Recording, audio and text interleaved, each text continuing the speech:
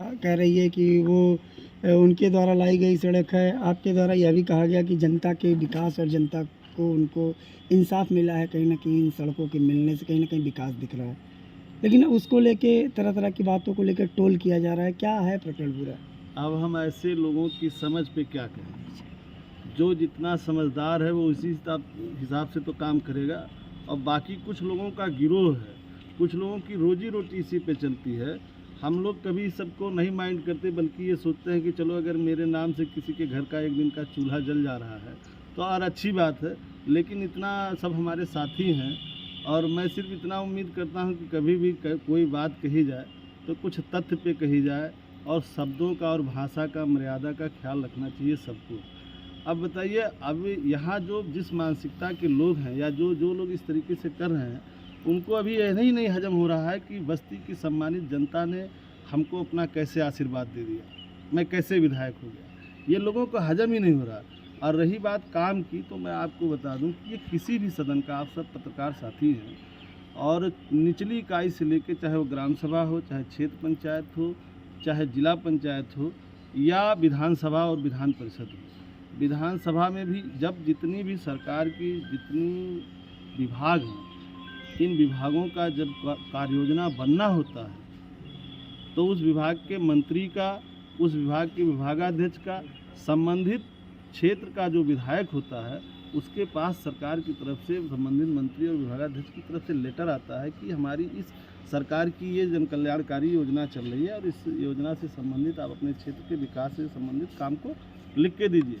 और सारे जनप्रतिनिधि, जो भी जिस क्षेत्र के जनप्रतिनिधि होते हैं, वो उन क्षेत्रों, वो उन कामों को लिख के देते हैं। बड़े पैमाने पे लोग लेटर लिखते हैं, बहुत काम लिखते हैं, लेकिन धन के उपलब्धता पे जहाँ जैसी होती है, जैसे हम लोग सैकड़ों काम लिखते हैं, फिर विभाग अपने विभाग के जो उनके कर्मचारी होते हैं, उनके हिसाब से जो उनके पास धन उपलब्ध रहता है, उनमें चेक कराता है कौन महत्वपूर्ण काम है और कितना धन है, उस हिसाब से वो स्वीकृति करते हैं और विकास कार्य होता है। ये एक सतत प्रक्रिया है हर सरकार में, और जो भी सरकार होती है उनके हिसाब से, अपने अपने हिसाब से, अपनी अपनी कार्यक्रमों के हिसाब से काम विकास का होता रहता है। बहुत सारे काम ऐसे होते हैं कि जो मान लिया जाए पहले से प्रस्ताव पड़ा हुआ है, डीपीआर पड़ा हुआ है, तो जो वर्तमान में जनप्रतिनिधि होता है, उसका दायित्व है, उसका कर्तव्य है कि वो उन कामों पे, या जो डीपीआर पड़े हुए हैं, जो शासन में लंबित हैं, आगड़न लंबित है, उसकी पैरवी करें।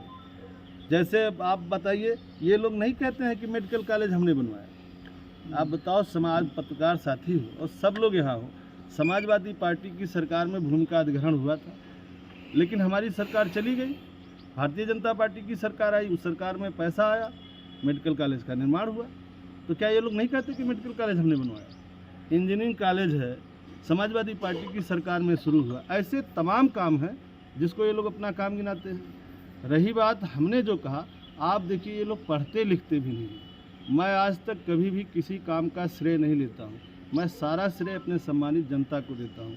मैंने जो पोस्ट किया था उसमें भी मैंने सिर्फ अपनी जनता को शुभकामनाएं दी थी। मैंने किसी भी प्रकार का जो है फर्जी तमगा लेने का प्रयास नहीं किया था। मैंने एक शुभकामनाएं दी थी लोगों को कि ये सड़क सरकार से पास हो गई है, और जब सड़क का निर्माण हो जाएगा तो जनता को आवागमन में सुविधा होगी, जाम से निजात मिलेगा।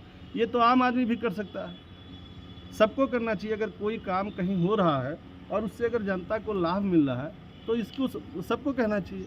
अब इसमें कहाँ हो गया? और मैं बताऊं आपको कि अभी जैसे कल शाम को बिजली विभाग के एक्सीडेंट से लेकर के चीफ तक ये सब आए थे। हम लोगों ने जो इसके पहले मैंने कुछ काम लिखा था बिजली विभाग में, वो काम शहर की सड़क तमाम जगह का जो शहर का था, जो है क्षमता वृद्धि का था, तार के जो है तमाम जगह पोल का था, तार का था, वो सब काम हमारे जो है अपनी योजनाओं में, जो बिजली विभाग की योजनाएं चल रही हैं उसमें मैं उस योजनाओं में जो बिजली विभाग की योजनाएं चल रही हैं उसमें मैं उसके अपर प्रमुख सचिव महेश कुमार गुप्ता जी से मिलकर मैंने दिया था। वो सब काम टेकअप हुए थे।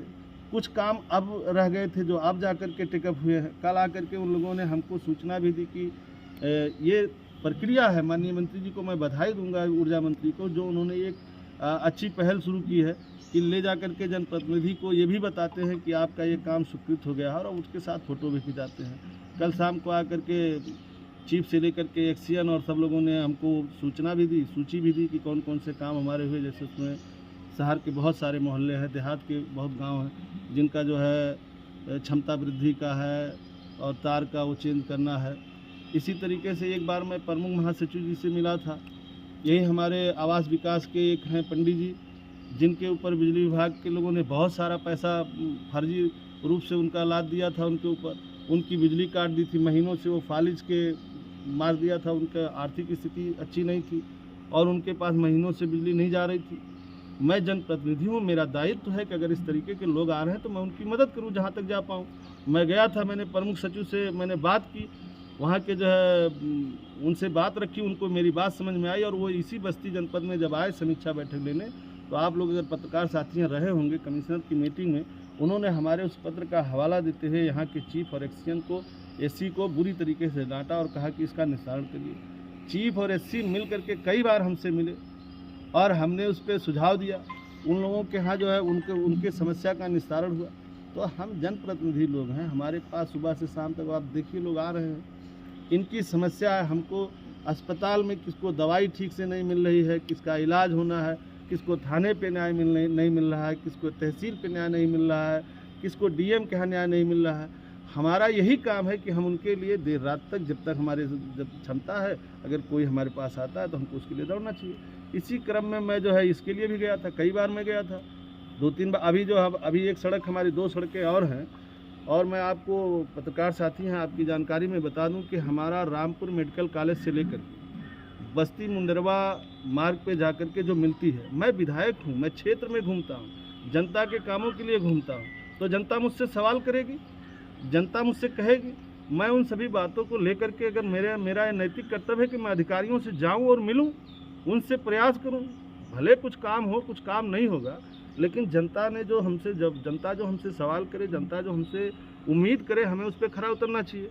अब मेरी वो सड़क जो सरकार का मानक है, उस मानक में 100% वो नंबर पाई हुई है। सरकार का एक मानक होता है कि जो चौड़ीकरण उच्चीकरण सड़क है, उस पर मेडिकल कॉलेज हो या हॉस्पिटल हो या डिग्री कॉलेज हो या पेट्रोल टंकी हो, ये सारे मानक को हमारी वो सड़क पूरा करती है।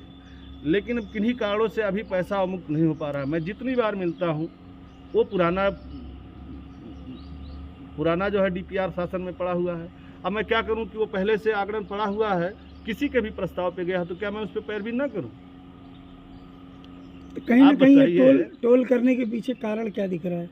मैंने कहा ना कि बहुत सारे लोगों का अपना अपना तरीका है, और अब मैं इनको किस शब्द में कहूँ? ये चरण चुंबक लोगों को मैं क्या कहूँ? तो क्या माना जाए कि चुनाव नजदीक है और हमारे जैसे लोग के लिए ऐसे कुछ लोगों का गिरोह, तो हम लोग कभी ये सब, देखिए लड़ाई बड़ी है, समाज में बेरोजगारी है, महंगाई है, भ्रष्टाचार है, लूट है, गुंडई है, अपराध है, बढ़ा हुआ है, किसी के इशारे पे ऐसा काम हो रहा है। अब मैं कैसे कहूँ? ये सब आप सब लोग समझदार लोग हैं, पढ़े लिखे लोग हैं, जान सकते हैं, समझ सकते हैं। मैंने कहा ना कि मेरी किसी एक पोस्ट पे दिखा दो जिस पे मैंने ये कहा कि सिर्फ अकेले मेरे प्रयास, हम सब जनप्रतिनिधि हैं जो पूर्व। और आपको बता दें कि इस पे पब्लिक का भी आदमी पैरवी कर सकता है। जैसे हम लोगों को आता है किसी भी विभाग का हो या किसी भी सदन का हो, जैसे जिला में वहाँ के सभासदों से प्रस्ताव मांगे जाते हैं, तो क्या हम लोग नहीं प्रस्ताव दे सकते? हम लोग भी प्रस्ताव देते हैं, विधायक भी प्रस्ताव देते हैं, माननीय सांसद भी प्रस्ताव देते हैं, आम जनता भी अपना प्रस्ताव देती है। लेकिन वो जो लेटर जारी होता है तो वो बाकायदा सबको, एक एक आदमी को, जितनी जनता है उसको तो जारी नहीं हो सकता। तो जो एक सरकार की व्यवस्था बनी हुई, सदन के जो मेंबर हैं उनको उस व्यवस्था के तहत लेटर जाता है कि आप अपने क्षेत्र के विकास से संबंधित जो है काम को ले आइए। बाकी जो लोग और भी आम जागरूक नागरिक हैं, अगर उनको भी लगता है कि सरकार की योजना चल रही है और इस योजना में हमको ये चीज़ कहना चाहिए, तो वो डायरेक्ट लिख करके भी जो है विभागाध्यक्ष से मिल करके दे सकते हैं, उनका भी प्रस्ताव शामिल होता है। और मैं आपको बताऊं कि यह सबका कर्तव्य है और सबको इसका पालन करना चाहिए, इसका श्रेय सबको जाना चाहिए। जो अब मैं बताऊं, अब मैं क्या बताऊं आपसे कि अभी इसी कुछ लोग तो जा कर के लखनऊ पे ये कहते हैं कि बस्ती में कोई काम नहीं होना चाहिए, बस्ती के प्रोजेक्ट को रुकवाते हैं बाकायदा। नाम ले लीजिए।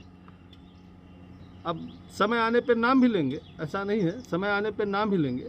अभी एक विभाग में कुछ प्रस्ताव जो है पिछले सत्र में हमारे कुछ आ गए थे काम, इस बार भी प्रस्ताव में थे, बाकायदा जा कर के उन प्रस्तावों को रुकवाया गया। मैं कहता हूँ प्रस्ताव को रुकवाने से क्या फ़ायदा मिला? बस्ती की जनता का नुकसान हुआ ना।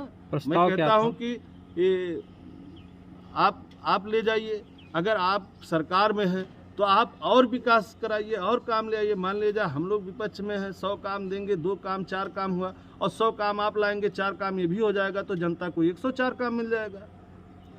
ठीक। बड़ी मानसिकता से काम करने वाला आदमी वो सोचता है कि जितने भी लोगों का, हम लोग जाते हैं कहीं पैरवी करने या कहीं किसी चीज़ की, अब मैं कैसे बता रहा हूँ आपको कि ये पुराने पहले समय से इसकी जो है आगरण शासन में पड़ा हुआ था।